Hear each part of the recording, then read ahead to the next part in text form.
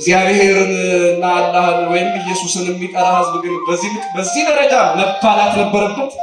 አሁን የጻድቃን ስም በተለይም ደግሞ የድንግል ማርያም ስም ለመጽደቅ ምክንያት አይሆንም፣ ለመዳን ምክንያት አይሆንም። ክርስቲያኖች እስኪ እንዲያው ነፃ ሆናችሁ አስቡት።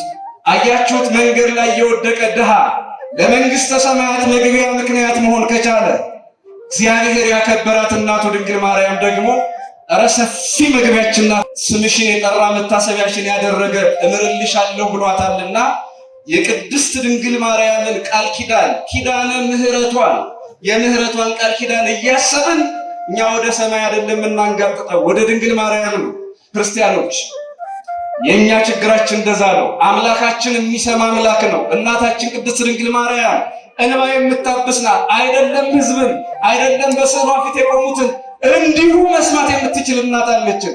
በጣም የሚገርመኝና ሁሌ የሚያስደንቀኝ ነገር እዚያ ባህር ተሻግሮ ውቅያኖስ አቋርጦ ይቅር ማለት የሚችለው ልብ እዚህ አገር ውስጥ ሲሆን የዛሬ 200 ዓመት ቂም አይረሳም። ሞት ህዝቦች ሰላም ናቸው። ከጾም ጋር ግንኙነት የሌላቸው ህዝቦች እነሱ በሰላም እየኖሩ እግዚአብሔርን የካዱ ፖስት ክርስቲያኒቲ ኤራ ላይ ነን፣ ከክርስትና በኋላ ያለ ዘመን ላይ ነው የምንኖር እያሉ የሚናገሩ እግዚአብሔር የለሽ ህዝቦች በሰላም እየኖሩ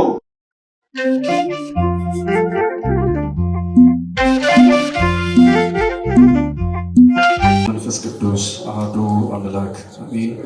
የመዳን ምክንያት በሚል ርዕስ ለአጭር ጊዜ እንማማራለን። የመዳን ምክንያት በሚል ርዕስ እንዳልኳችሁ ትምህርታችንን ነገረ ኪዳንን አስመልክቶ አድርገን በማንኛውም ጊዜ እንደምታውቁት ቤተክርስቲያን ቅድስት ቤተክርስቲያን በዛሬው ዕለት የምታስተምረው ትምህርቷ ኪዳን ይባላል። ኪዳን ማለት መሐላ ማለት ነው፣ የሚታወቅ ነው። የምህረት ኪዳን ማለት ነው። የምህረት መሐላ ማለት ነው። ኪዳነ ምህረት ማለት አምላካችን እግዚአብሔር እስከ ቅድስት ድንግል ማርያም ድረስ በነበረው ኪዳን ለብዙ አባቶች የገባው መሐላ ነበረ። ከዚያ የተለየ ሌላ ኪዳን ሌላ መሐላ ነው ደግሞ ዛሬ የሚከበረው። እንዳልኳችሁ ሁሉን ሰዓት መጠቀም ስለማይቻል አንድ መነሻ ሐሳብ ይኖረንና ሁለተኛውን መጨረሻ እናደርጋለን። በኦሪት ዘፍጥረት ምዕራፍ 9 ላይ ብዙዎቻችሁ የምታውቁት ቁጥር 13 ጀምሮ አምላካችን እግዚአብሔር ስለ ኪዳን እንዲህ ይላል። ቀስቴን በደመና አደርጋለሁ፣ የቃል ኪዳኑ ምልክት በእኔና በምድር መካከል ይሆናል። በምድር ላይ ደመናን በጋረድኩ ጊዜ ቀስቲቱ በደመናው ትታያለች ይላል። አምላካችን እግዚአብሔር ቀስተ ደመና ሳይታይ ማዳን ይችላል። የቀስተ ደመና ምልክት ሳያሳይ ማዳን ይችላል። ግን 318 ሊቃውንት አሉ። እነሱ ምን ይላሉ? እስመ ውእቱ ይፈቅድ ምክንያት ለአድኅኖ፣ እሱ እግዚአብሔር ሰውን ለማዳን ምክንያት ይፈልጋል ይላሉ። በእርግጥም ምክንያት ባይፈልግ ኖሮ አምላካችን እግዚአብሔር በኖህ ዘመንና በልጆቹ ከዚያም በኋላ የተነሱትን ሰዎች እኔ በቃል ኪዳኔ ጸንቻለሁ ብሎ የጸና ቃል ኪዳኑን ለመግለጥ የሰማይ ሰሌዳ ላይ ቀስተ ደመና አያሳይም ነበረ። በሰውና በእግዚአብሔር መካከል ግን አንድ ፌርማ ያስፈልግ ነበረ። ያ ፌርማ ቀስተ ደመና ሆነ። መጽሐፍ ቅዱስ የሚናገረው እሱን ነው። ቀስቴን በደመና አደርጋለሁ፣ የቃል ኪዳኑ ምልክት በእኔና በምድር መካከል ይሆናል አለ። የቃል ኪዳኑ ምልክት የምኑ ምልክት? አቤት! እግዚአብሔር በምልክት ያድናል። እግዚአብሔር በምክንያት ያድናል።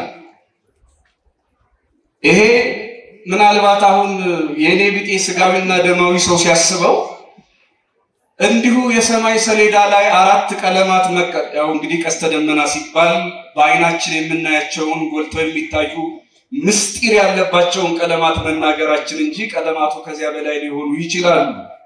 እናም ዋናዎቹ በቤተ ክርስቲያን የሚነገሩ አራቱ ህብረ ቀለማት መቀረጻቸው ምንድን ነው? ለእግዚአብሔር ቀለም ምንድን ነው? ዝም ብሎ ማዳን ይችል አይደል ወይ?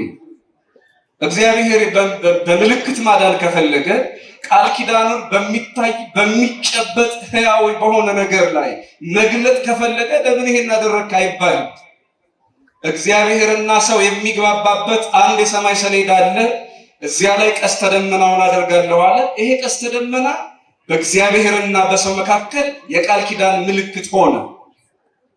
በሐዲስ ኪዳንስ ያላችሁ እንደሆነ የሐዲስ ኪዳኗ ምልክት ደግሞ እመቤታችን ቅድስት ድንግል ማርያም መሆኗን ለምሳሌ ነቢዩ ኢሳይያስ ብዙዎቻችሁ የምታውቁትን ቃል ተናገረ። ትንቢተ ኢሳይያስ ምዕራፍ 7 ላይ ጌታ ራሱ ምልክትን ይሰጣችኋል በማለት እሱ ራሱ ምልክትን ይሰጣችኋል አለና ምልክቱ ምን እንደሆነ ሲናገር ድንግል ትጸንሳለች ወንድ ልጅም ትወልዳለች አለና የሐዲስ ኪዳናችን የኛ ምልክት እመቤታችን ቅድስት ድንግል ማርያም መሆኗን ነገረ። የኪዳን ምልክታችን የመዳን ምልክታችን ድንግል ማርያም ናት። ድሮ ከድንግል ማርያም በፊት ማለት ነው ኖህ ዝናብ በዘነበ ቁጥር እንደ ጥንቱ እሞት ይሆንን? እንደ ጥንቱ እጠፋ ይሆንን? ምናልባት መርከብ የማያሰራ ኃጢአት ሰርቼ ይሆን ብሎ በሰጋ ጊዜ መብረቅ፣ ነጎድጓድ፣ ዝናብ አብዝቶ ወደ ምድር በዘነበ ጊዜ በዝናሙ መሃል የሚያይ በውሽንፍር መሃል የሚመለከተው እግዚአብሔር ለሱ የገባለትን የቃል ኪዳን ምልክት ነበር። እኛ ግን የሰማይ ቀስተ ደመና ዛሬ አናይም። ምናልባት ውበት ሊሆን ይችላል። ምናልባት የኖህን ታሪክ ሊያስታውሰን ይችል ይሆናል። ምናልባት እግዚአብሔር በኖህ ዘመን የገባውን ቃል ኪዳን ሊነግረን ይችላል። ከዚያ ውጭ ግን ለኛ ስጋ የለበሰች ቀስተ ደመና አለችን። በቤተ ክርስቲያናችን ቀስተ ደመናው 4 ቀለም ነው ያለው። 4 ቀለም ዝርዝሩ ይቆየንና 4 ቀለም ማለት ምን ማለት መሰላችሁ? 4 ባህሪያት ማለት ነው። 4 ምን አልኳችሁ? 4 ባህሪያት ያላት ሴት ለኛ ምልክት ሆናለች። ይሄንን ነብዩ ኢሳይያስ የተናገረውን ቅዱስ ኤፍሬም ደግሞ በረቡዕ ውዳሴ ማርያም ላይ ምናልባት ብዙዎቻችሁ በጸሎት ጊዜ የምታውቁት ትዕምር ተዋህዶ ረሳየኪ አብ የአንድ ልጁ ምልክት አደረገሽ አለ። እሱ ብዙ ትርጉም አለው። ግን ትዕምር ተዋህድናው ራሱ አብ ደግሞ ለራሱ ምልክት አደረገሽ፣ የልጁም ምልክት አደረገሽ።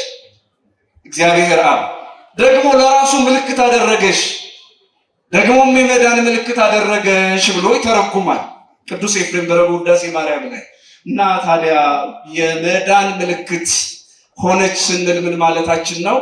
በኖህ ዘመን ሰማይን ያዩ ነበረ። በጭንቅ መሃል ዝናብ ሲያስደነግጣቸው፣ መብረቅ ሲያስደነግጣቸው፣ ነጎድጓድ ሲያስደነግጣቸው የሚያዩት እግዚአብሔር የምህረት ቃል ኪዳኑን ዘርግቶ ይሆን? እግዚአብሔር ረስቶን ይሆን ወይስ አስቦናል? እግዚአብሔር ጨርሶ አያጠፋንም? በዚህ አስፈሪ ዝናብ አሁን እኛ ብዙ ጊዜ ነጎድጓድ ስንሰማ እናማትባለናል። ድንገት ሳናስብ ኃይለኛ ነጎድጓድ ሲመጣ እኛ የምንፈራው መብረቅ ነው። በኖህ ዘመን ከኖህ ዘመን ጀምሮ ግን የሚገርማችሁ ለተወሰነ ጊዜ ይፈሩት የነበረው ጨርሶ መጥፋትን መብረቅ አይደለም የሚያሰጋቸው፣ በንፍር ውሃ መጥፋት ነበር የሚያሳቅቃቸው። ስለዚህ በውሽንፍሩ መሃል፣ በጭጋጉ መሃል፣ በነጎድጓዱ መሃል፣ በመብረቁ ጩኸት መሃል እግዚአብሔር በዚህ ሰማይ ላይ ምን ምልክት አሳይቶን ይሆን ብለው ቀና ብለው ቀስተ ደመናውን ያዩ ነበር።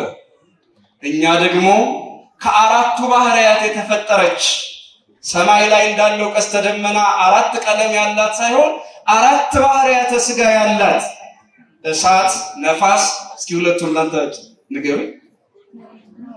አቤት መሬትና ውሃ። ከነዚህ የሰራት ከ4ቱ ባህሪያተ ስጋ የፈጠራትን ድንግል ማርያምን ቃል ኪዳኗን እናያለን፣ ስዕሏን እናያለን፣ ልመናዋን እናያለን፣ ተስፋዋን እናያለን።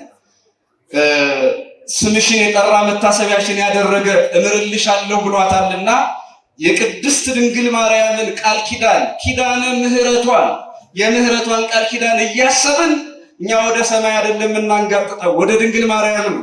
ኖህና ልጆቹ ዝናብ በዘነበ ጊዜ መከራ የሚመስል ነገር ጭጋጋማ ቀን በመጣባቸው ጊዜ እንጠፋ ይሆን ብለው ሲፈሩ የሚያረጋግጡት ሰማይ አይተው ነው።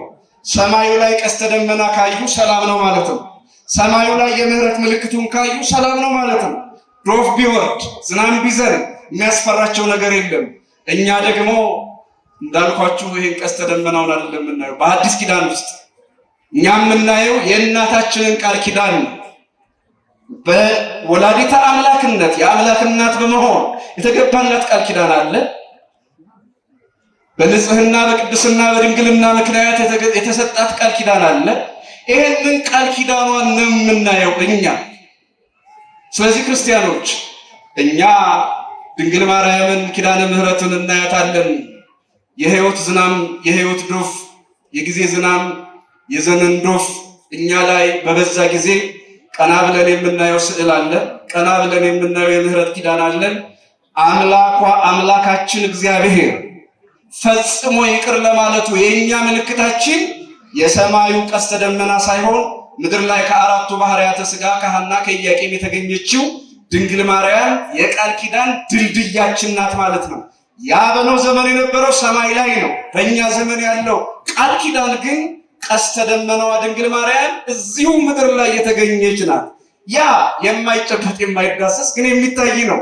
የኛዋ ቃል ኪዳን የኛዋ ቀስተ ደመና የሐዲስ ኪዳኗ ምልክታችን ደግሞ የእርቅ ምልክታችን ደግሞ ድንግል ማርያም በሚታይ ሥጋ በሚጨበጥ ሥጋ የታየች የተገለጠች የበረከት እናታችን ናት ማለት ነው። ክብር ምስጋና ለእናታችን ለኪዳነ ምሕረት ይሁንልን። ይሄ ካል ሁለተኛውና የመጨረሻ ሐሳባችን የሚሆነው እግዚአብሔር አምላክ ለማዳን ሰውን ይቅር ለማለት በኖህ ጊዜ የነበረውን ቀስተ ደመና የእርቅ ምልክት ካደረገው ዛሬም በጣም በሚደንቅ ሁኔታ ክርስቲያኖች ለመዳን ምክንያት የሚያደርጋቸው ነገሮች እጅግ የሚደንቁ ናቸው። ለምሳሌ ሁላችን የማናውቃቸው ለምነው የሚበሉ፣ ለምነው የሚጠጡ፣ ለምነው የሚለብሱ ድሆች ለመዳን ምክንያት ይሆናሉ። የማቴዎስ ወንጌል ምዕራፍ 25 ቁጥር 31 ጀምሮ ባለው ቃል ውስጥ ምናልባት ብዙዎቻችሁ ከነገረ ምጽአቱ ጋር ተማሩት ይሆናል። እዚያ ላይ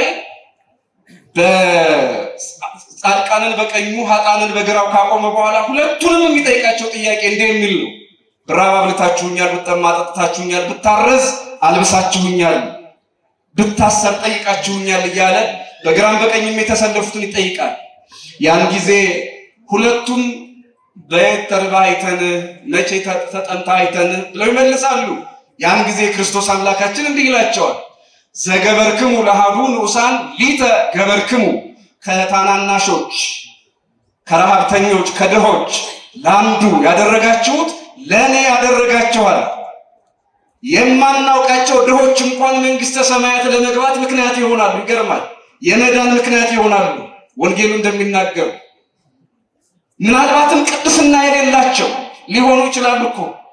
አዎ ሁሉም ድሃ እንዴት ቅድስና ሊኖረው ይችላል? የተራበ ሆድ አለው፣ የተጠማ ሆድ አለው፣ የታረዘ ገላ አለው። ይሄንን ማብላት ማጠጣት፣ ይሄንን ማልበስ ለመዳን ምክንያት ሆኖ ከታናናሾች ለአንዱ ያደረጋችሁት ለኔ ያደረጋችኋል። እስኪ አብራችሁ በሉ ቃሉ ከታናናሾች በሉ እስኪ ለአንዱ ያደረጋችሁት ለኔ አደረጋችሁ። አስቡት ክርስቲያኖች፣ መንገድ ላይ ወድቀው ቤት አልባ የሆኑ ምግብ ያጡ ውሃ የተቸገሩ ቀዝቃዛ ውሃ እንኳን የተቸገሩ የኔ ቢጤዎች የቅድስና ሕይወት ላይኖራቸው ይችላል። እነሱን ማብላት ማጠጣት በእነሱ ምክንያት እግዚአብሔር ይቅር ይላል። እነሱን ማብላት፣ እነሱን ማጠጣት፣ እነሱን ማልበስ የጽድቅ የድህነት ምክንያት ይሆናል። ስለዚህ ብራብ ስላበላችሁኝ መንግሥተ ሰማያት ሂዱ፣ ብጠማ ስላጠጣችሁኝ መንግሥተ ሰማያትን ውረሱ ይላል። እምቢ ያሉትንስ በመዳን ምክንያት አናምንም፣ አንተ አልተራብክም፣ የተራበ መንገድ ላይ የወደቀ ድሃ ነው ሰው ነው፣ አንተን ተርበህ አላየንህም ያሉትንስ ከታናናሾች ለአንዱ ያላደረጋችሁት ለእኔም አላደረጋችሁ ከኔ ራቁ ይላል። አያችሁ እግዚአብሔር እንኳንስ ባከበራቸው በወዳጆቹ ይቅርና እንኳንስ ከስጋዋ ስጋ ከነፍሷ ነፍስ ነስቶ በነሳው ጡቷን ጠብጦ ባደገው በጀርባዋ ባዘለችው በክንዶቿ በታቀፈችው በኪዳነ ምሕረት በድንግል ማርያም ይቅርና የቅድስና ሕይወት በሌላቸው የኔ ቢጤዎች ምክንያት እንኳን እግዚአብሔር ሰውን ያድናል። እግዚአብሔር መንግስቱን ያወርሳል። አያችሁት?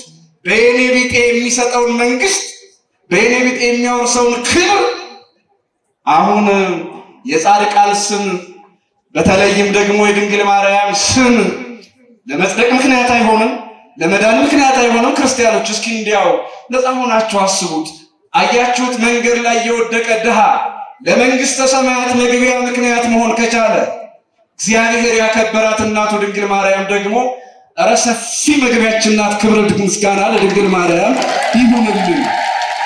እንኳንስ እናቱ ድንግል ማርያም የምህረት ምክንያት መሆን የምህረት ምክንያት ለመሆን የድነት ምክንያት ለመሆን የይቅርታ ምክንያት ለመሆን አይደለም ኪዳነ ምሕረት አይደለም ድንግል ማርያም ትቅርና መንገድ ላይ የወደቀ የኔ ቢጤ እንኳን የምህረት የመዳን ምክንያት ሆነዋል እያልኳችሁ ነው።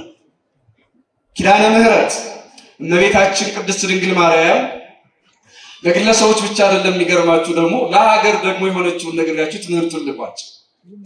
እንግዲህ ወር በተለይ የካቲት 23 የምታስታውሱት ምን አለ እንደ ሀገር የሚከበር አቤት የሚገርማችሁ የቅዱስ ጊዮርጊስ ተጋድሎ ብቻ ተጽፏል። አጋጣሚ ነውና ዛሬ እስኪ የኪዳነ ምሕረትን ድንቅ ነገር ልንገራችሁ።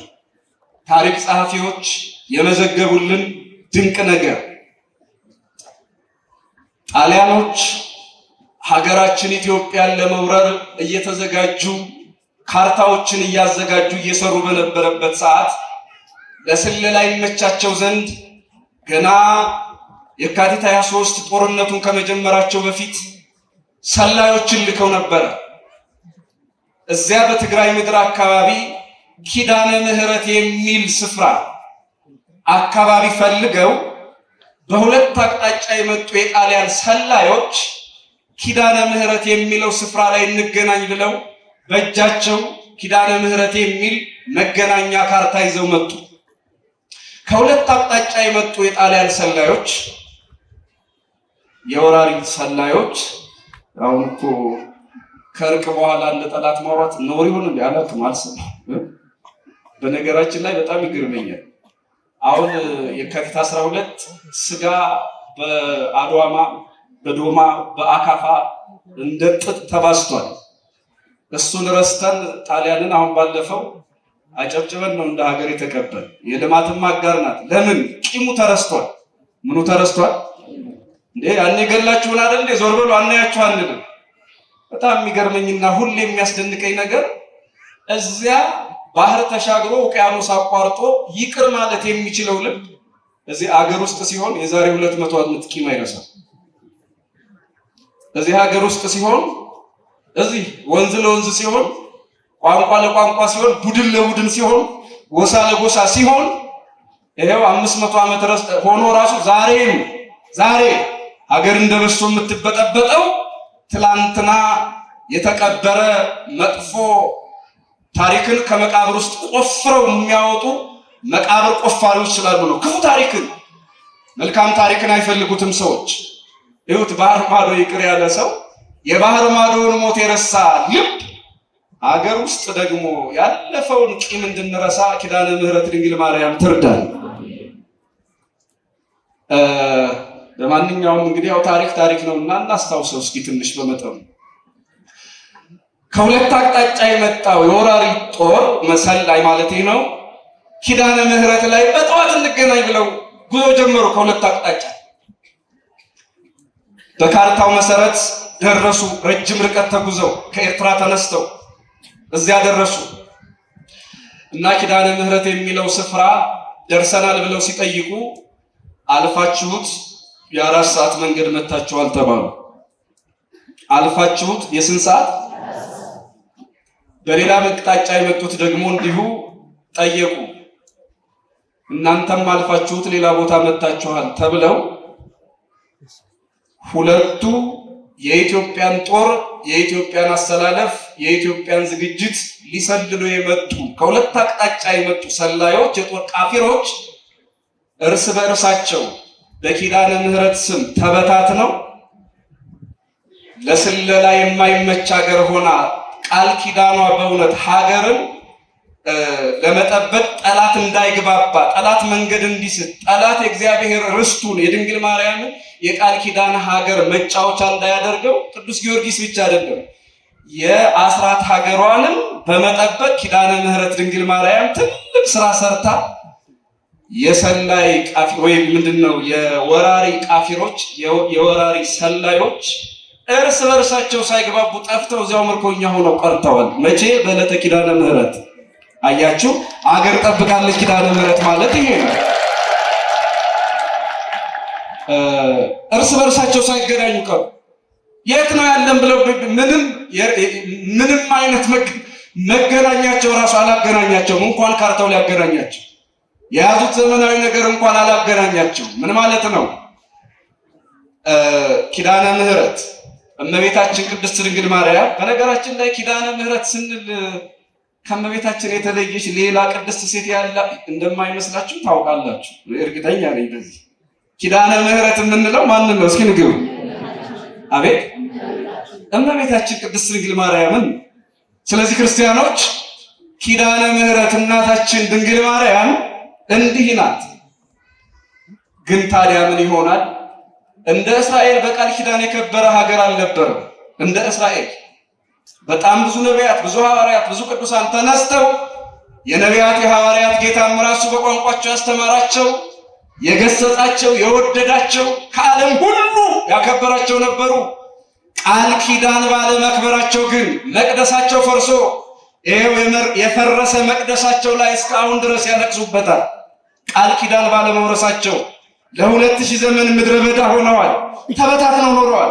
ክርስቲያኖች የቅዱስ ጊዮርጊስ እርዳታ የነበራት ሀገር፣ የቅድስት ድንግል ማርያም የኪዳነ ምሕረት ጥበቃ ያልተለያት ሀገር፣ የቅዱሳን ደሴት እየተባለች የምትጠራ ሀገር አሁን የቀደመ ሰላሟ፣ የቀደመ ፍቅሯ፣ የቀደመ ልዕልናዋ ይመጣልን ዘንድ ኪዳነ ምሕረት የቀደመ ምሕረቷን በሀገራችን በሕዝባችን ላይ ታምጣለን። እኛም እንደ እስራኤል ያይደለ እንደ ኢትዮጵያ ቃል ኪዳን ወራሾች እንድንሆን። እስራኤል አልኳቸው የቃል ኪዳን ችግር የለባቸው፣ ብዙ ቅዱሳን ነበሯቸው፣ ግን ቃል ኪዳኑን አልወረሱም። የአባቶቻቸውን የአብርሃምን የአባቶቻቸውን የዳዊት የሰሎሞንን እምነትና ምግባር የነቢያትን የትንቢት ፍጻሜ አልተቀበሉም። በዚህ ምክንያት የተስፋው ቃል እነሱ ላይ ሳይሰራ ቀረ። እኛ ላይ ትላንት ያስከበረን ትልቁ ክብራችን፣ ትልቁ ጸጋችን፣ ረድኤታችን፣ በረከታችን ከሀገራችን ተወግዶ ሃይማኖት አልባ የሆኑ ሀገራትና ህዝቦች በደስታ እየኖሩ ሃይማኖት አለን የምንል የድንግል ማርያም ፍቅር አለን የምንል በዚያ በየአዳራሹ በየቸርቹ ጌታ ጌታ የሚል ደግሞ አሁን አጋጣሚ ሆኖ እንግዲህ ረመዳንና ዐቢይ ጾም ገጥሟል። ይባስ ብሎ ደግሞ ወንጌላውያንም ጾም አውጀዋል። በጣም ይገርመኛል። ክርስቲያኖች የማይጾሙት ህዝቦች ሰላም ናቸው። ከጾም ጋር ግንኙነት የሌላቸው ህዝቦች እነሱ በሰላም እየኖሩ እግዚአብሔርን የካዱ ፖስት ክርስቲያኒቲ ኤራ ላይ ነን፣ ከክርስትና በኋላ ያለ ዘመን ላይ ነው የምንኖር እያሉ የሚናገሩ እግዚአብሔር የለሽ ህዝቦች በሰላም እየኖሩ በፍቅር እየኖሩ ጠግበው እየኖሩ እግዚአብሔርንና አላህን ወይም ኢየሱስን የሚጠራ ህዝብ ግን በዚህ ደረጃ መባላት ነበረበት። በዚህ ደረጃ ችጋራም ሆነ ችጋራም ስላችሁ እኔ በተፈጥሮ የሚመጣውን አይደለም፣ በራሳችን የፈጠርነው ችግር ማለት ነው። እንደ ሀገርም እንደ ግለሰብ እንደ ማህበረሰብ የሁሉ ምስቅልቅል መታየት ነበረበት። ክርስቲያኖች ማህተመ ጋንዲ የሚባል ሰው ለምን ክርስቲያን አትሆንም ሲባል ክርስቲያኖችን እያየሁ እንዴት ክርስቲያን ልሁን አለ ይባላል። ምን ማለቱ ነው? ህንድን በቅኝ ግዛት ትገዛ የነበረችው እንግሊዝ በጣም ክፉ አገዛዝ በእነሱ ላይ አምጥታ ስለነበር ነው ይባላል። እና የእንግሊዞችን ክርስቲያን እያየው የእንግሊዝን ክርስቲያን እያየው እንዴት ክርስቲያን ሆናለሁ ኢየሱስን ማወደው ነበር አለ ይባላል። ክርስቲያኖች የኛ ችግራችን እንደዛ ነው። አምላካችን የሚሰማ አምላክ ነው። እናታችን ቅድስት ድንግል ማርያም እንባ የምታብስ ናት። አይደለም ሕዝብን አይደለም በስዕሏ ፊት የቆሙትን እንዲሁ መስማት የምትችል እናት አለችን። በየትኛውም ዘመን እግዚአብሔር ለኢትዮጵያውያን በተለይም ደግሞ ድንግል ማርያምን ስሟን የጠሩ በልጇ የሚታመኑ ክርስቲያኖች በሙሉ በበረከትና በደስታ ይኖሩ ዘንድ እግዚአብሔር ቃል ገብቶላቸዋል። እግዚአብሔር ቃል ገብቶልናል። ይሄ ቃል ኪዳን እኛ እንደ ሮብዓም መውረስ አልቻልንም። በመጽሐፈ ነገሥት ቀዳማዊ ምዕራፍ 11 ላይ ሮብዓም አባቱን የሰሎሞንን የዳዊትን ቃል ኪዳን ባለመውረሱ ምክንያት ሀገር ተበላሸበት፣ ሰላም ጠፋበት። በዚያ ምክንያት ቃል ኪዳን መውረስ ስላልቻለ እኛ የድንግል ማርያምን ቃል ኪዳን መውረስ ከቻለን ክርስቲያኖች ገና ብዙ በረከት አለን፣ ገና ብዙ ጸጋ አለን። ይህንን የምላችሁ እንግዲህ እንኳንስ ለኛ ለሀገር እንኳን ሀገር ማለት እንግዲህ ሙስሊሙም የሚያምነውም የማያምነው ማለት በድንግል ማርያም በኪዳነ ምሕረት የሚያምነውም የማያምነውም የሚኖርበት ሀገር ነው፣ የጋራ መኖሪያ ነው። ሆኖም ግን ቅድስት ድንግል ማርያም ከዚያ ወራሪ ኃይል ሰውራን ነበር። የውጭውን ገዳይ በተባበረ ክንድ ያሸነፈ ሀገር ህዝብ እርስ በርሱ ለመገዳደል ግን ማን ምን ብሎ ያድነዋል? አያችሁት? ይሄ ነው በጣም ከባዱ ነገር። ልመልሳችሁና የመጨረሻ ጥቅስ ያልኳችሁ አሁን እመቤታችን ቅድስት ድንግል ማርያም ስንመጣ የመዳን ምክንያቷን እስኪ ነው አሁንቶ የሚያሳይ ብዙ ጊዜ ቃና ዘገሊላ ላይ የወይኑን ነገር አብዝተን እየተረክ ነው የምንረሳው ነገር ብዬ የማስበው የዮሐንስ ወንጌል ምዕራፍ 2 ቁጥር 1 ጀምሮ ያለ ታሪኩን አልተርክም። ወይኑ አልቋል፣ ታስታውሳላችሁ። ወይኑ አልቋል፣ ወይኑ አለቀ ብሎ የነገራት የምታውቁት ሰው አለ? ሰምታችሁ ታውቃላችሁ? ገሌ ነግሯታል የሚል ታሪክ አለ? ንገሩኝ እስኪ አለ? ወደ ሰርጉ የጠራት የዶኪማስ ያጎቱ ልጅ ናትናኤል ነው። ሐዋርያው ናትናኤል ሐዋርያው ናትናኤል ወይኑ አልቆብናል ብሎ ለሱ ተናግሮ ለሷ እንዲደርስ ያደረገ ማንም የለም። ራሱ ናትናኤልም አልተናገረም። ወደ ሰርጉ ኑ ብሎ ጠራ እንጂ እባክሽ እንዲያው አረጉ ሆነናል፣ የታላቅ ሰው የታላቅ ዘር ሰርግ ነው፣ አሁን ወይኑ አለቀ፣ ድግስ አለ፣ ኧረ ምን ይሻለናል፣ ልንዋረድ ነው፣ ያላቅሙ ሰው ቀርቶ ልንባል ነው፣ መሳቂያ ልንሆን ነው ብሎ ለድንግል ማርያም የነገረ ማንም የለም። ታዲያ ድንግል ማርያም እንዴት አወቀች? እስኪ ንገሩ፣ እንዴት ነው ያወቀችው? ክርስቲያኖች እንዲያው ኢየሱስ ብቻ ያውቃል ብለው የሚያስቡ ሰዎች፣ አዎ ኢየሱስ ብቻውን አዋቂ ነው፣ የባህሪ አምላክ ነው፣ እግዚአብሔር ነው፣ ጌታ ነው፣ ይህንን ያውቃል። ግን እሱ ያከበራቸውና የወደዳቸው ሰዎች ደግሞ እንዴት እንደሚያውቁ ያውም ሳይነገራቸው፣ ተነግሯቸውማ ማንም ሊያውቅ ማንም ሊረዳ ይችላል። ሳይነገር ማወቅ እንዴት እንደሆነ እዚህ ላይ ታዩታላችሁ። ማንም ወይን አለቀ ብሎ የነገራት የለም። እንዴት ነው ያወቀች ያላችሁ እንደሆነ ልባቸውን አይታ ፊታቸውን አይታ ጓዳቸውን አውቃለች። እስኪ አብራችሁ ይበሉ። ፊታቸውን አይታ ብሉ፣ ጓዳቸውን አውቃለች። ፊታቸውን አይታ ምን አወቀች? አቤት ክርስቲያኖች ምኑ የሁላችንን ጓዳ እዚህ መተን ስለቆምን ብቻ ፊታችንን አይታ ጓዳችንን ታውቃለች። ፊታችንን አይታ የልባችንን የምታውቅ እናት ናት።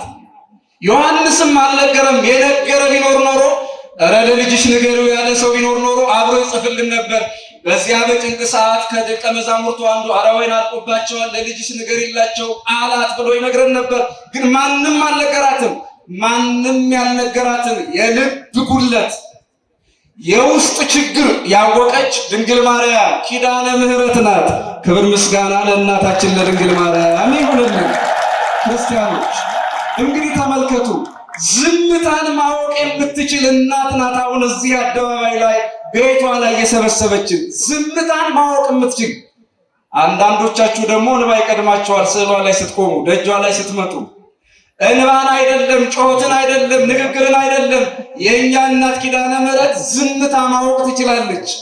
ምንን ማወቅ ትችላለች? እስኪ የመጨረሻ ጥያቄ ነው።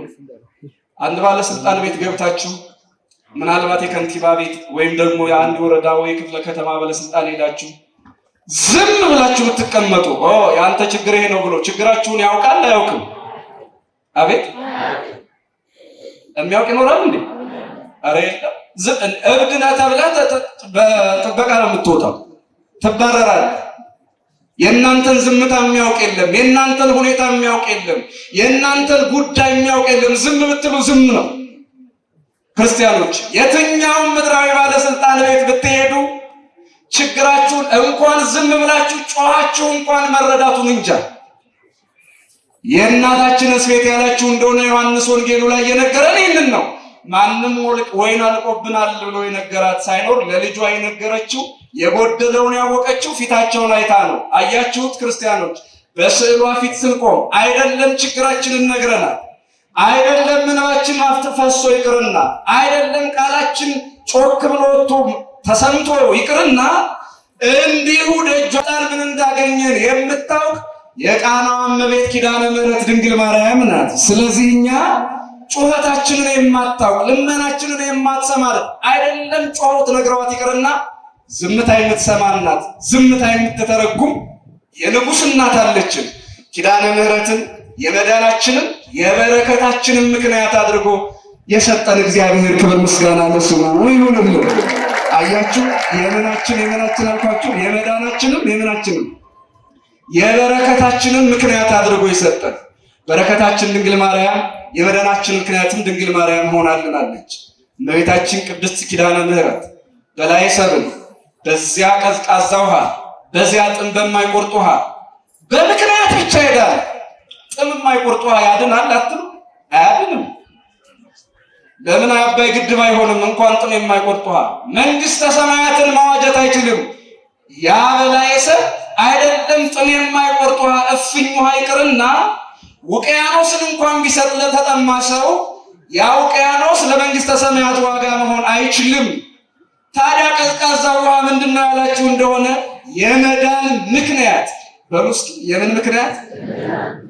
አቤት በስሜ ቀዝቃዛ ውሃ የጠጣ በደቀ መዛሙርት ስም ቀዝቃዛ ውሃ የሰጠ እውነት እላችኋለሁ ዋጋውን አያጣም ያለ ጌታ ክርስቲያኖች ውሃውን ለመዳን ምክንያት አደረገው። ውሃውን ለምን ምክንያት አደረገው? እስኪ ለበረከታችንም ለድህነታችንም ለቁስላችንም ፈውስ የመዳን ምክንያታችን ኪዳነ ምሕረት ሁላችንን ትርዳን፣ ሁላችንን ታድነን፣ ሁላችንን ትድረስልን፣ ጓዳችንን ትሙላልን። የመዳን ምክንያት ኪዳነ ምሕረት በኪዳኑ ሀገራችንን ታስብልን። ስብሐት ለእግዚአብሔር።